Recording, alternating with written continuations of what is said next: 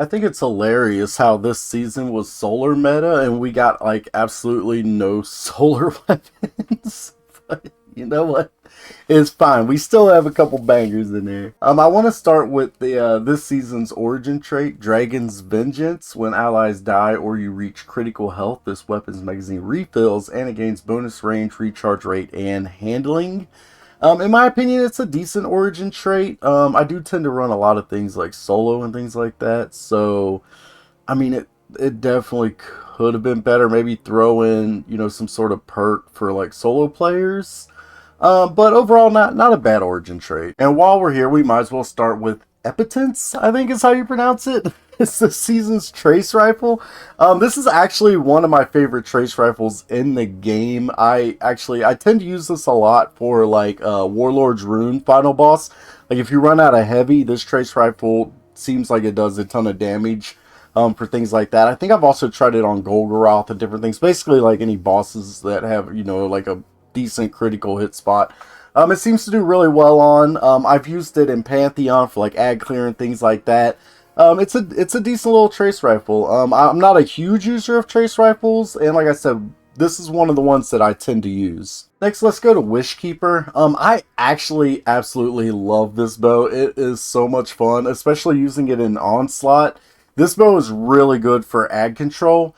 I will say I haven't tried it too much in any in-game like high-end content or anything like that. I haven't found like a really good build that I feel good using it in like GMs or Master Raids or anything like that.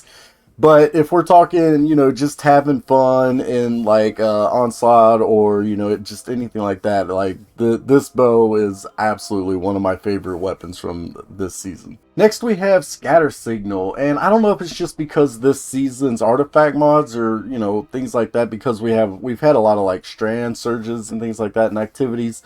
But in my opinion, this is easily like top 4, maybe top 5 fusion rifles, and probably the fusion rifle that I have used the most this season. I absolutely love this gun, and it's a really good choice for like boss fights. Let's say you run out of your heavy weapon, or you're running something, maybe you're running tractor cannon or something like that. This makes an excellent backup DPS weapon. Super Cluster, in my opinion, is probably the best legendary shotgun in the game, especially with my role Reconstruction and Vorpal. Again, it's a really good gun for using as a backup DPS. And you could just tell from the impact, and it has 100 range and 70 impact. This is I love this shotgun. When I need a shotgun in my in that slot, I don't, you can't really call it primary slot anymore, but whatever, in the kinetic slot, when I need a shotgun in my kinetic slot, this is definitely the gun I go to. I even refer to this as my baby conditional, because this thing it absolutely melts. Lithophobia. What can I say about Lithophobia? It's a bow. It's definitely a bow. No, to be honest with you guys, I haven't used this thing at all. I don't think in a single activity. As you can see, I do have it crafted here. Maybe next season we'll have some void meta and I'll get a chance to use it more. It does seem decent. I have mine with Repulsor Brace and Golden Tricorn, so it can give me an overshield, and it does have a damaging perk, which I do like. It's a lightweight frame also, which, allows you to move faster and things like that, but like I said, I just haven't had any reason to use it, which makes it basically a useless weapon, in my opinion, for this season. Same goes with Scalar Potential. I'm assuming that's how you pronounce it. Again, just one of these guns I've never used. Like, you can see I have it crafted here. I think what I have, Enlightened Action, Golden Tricorn, or something like that.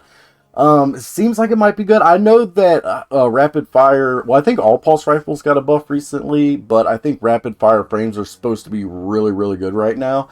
Maybe something I'll try in the future, if we get arc meta or something like that, would be nice. But like I said, I haven't had any situation where I'm like, oh my god, I need an arc pulse rifle. I will say this about the gun, it cannot roll with eddy current or volt shot, which I think is really fucking weird.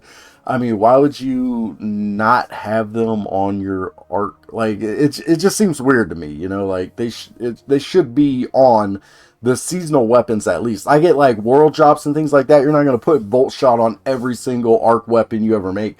But on seasonal weapons, where you're going to be able to craft them, I feel like they really missed out on an opportunity here. So next we have Doom Petitioner. Again, a gun that I really haven't gotten to try out too much. Now, in all fairness, I'm not the biggest user of linear fusion rifles. And when I do need a linear fusion rifle for, let's say, like Golgoroth or anything like that, I tend to use Briar's Contempt because, again, like, Void's not meta this season. I think I might have tried this gun on Golgoroth in Pantheon one week. I can't remember how well it did or not. I would be interested to see how well this does because, like I said, it is the same archetype, I believe, as Briar's, so it should be a really good weapon, especially if you need a Void weapon, a Void heavy. But like I said, I just haven't had a chance to give it like its fair due, so I feel like it's kind of hard to say, you know, if it's like one of the top linear fusion rifles compared to some of the other ones that you have. Alright, so Buried Bloodline is a very interesting gun. As you can see, I don't quite have the catalyst done on mine. I think I'm at like 80% or something like that. So I don't know if the catalyst is going to make it that much better. To me, it hasn't been a gun that I've used too much in high-end content. I've ran it in some like Master Lost sectors and things like that. It's really good for barrier champs this season. So if like I happen to be using a kinetic primary, then I will run this as my secondary or if I need barrier. But other than that, like, it's a real niche gun. I'm not running too many Void subclasses this season. You know, it's mostly Solar, a little Strand, and things like that. But like, it really hasn't found its place in my arsenal yet. I would like to try it out once I finish the Catalyst and maybe try it with some different Void builds to see if there might be something special there. But so far, it's been kind of mid in my opinion, which I know is weird to say because I know some people absolutely love this gun. They swear by it. I know that it can give you Devour no matter what subclass you're running. So I know the potential is there to have a really good cracked weapon. Like I said, I just haven't found that build that makes it feel truly special. And finally, last but certainly not least, is probably the star of the show, Dragon's Breath. Man, this, like, Bungie knew what they were doing when they made this the exotic for this season. Like, this gun absolutely destroys everything. It's good for ag clear, it's good for boss damage. Like, it is crazy. Just look at how quickly you can melt bosses in these clips that I took. Like, this gun, I absolutely love it. One of the best things you can do, especially in something like Onslaught, is shoot a Hunter tether down and just place your Dragon's Breath right on where that tether landed and just watch it absolutely destroy everything that gets caught in that tether. It is absolutely incredible. Like I said, it's a good DPS weapon because you can basically fire it and then use something like Scatter Signal or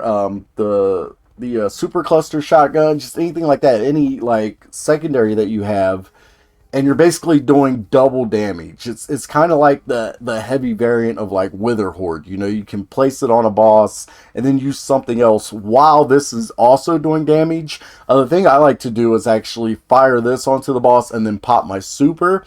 And that way I'm just absolutely melting. And like I said, this gun is so much fun. You can watch me. I took a clip. I'll try to edit it in the video. You can see a clip of me like firing this into a master boss. Like, master boss is the highest except for grandmaster, you know? So basically, I fire this into a master boss, pop my super, and absolutely just solo melt this boss in seconds. Like, it is so good. It is so much fun.